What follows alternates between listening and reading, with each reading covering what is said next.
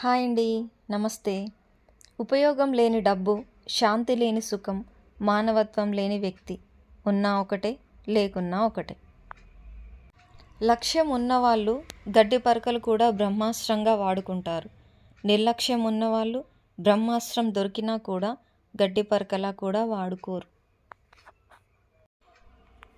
కొన్ని సమస్యలని వాదించడం కన్నా మౌనంగా ఉండడం మేలు. వాడుకోవడం తెలిసిన వాళ్ళకి వదిలించుకోవడం కూడా తెలుసు.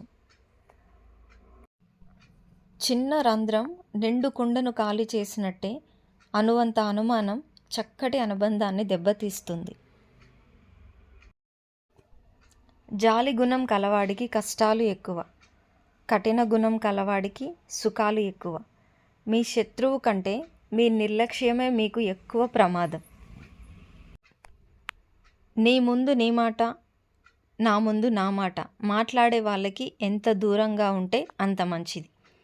నీ మనసుని నిత్యం గాయపరిచే వాడితో కలిసి ఉండడం కంటే ఒంటరిగా ఉండడం చాలా మేలు.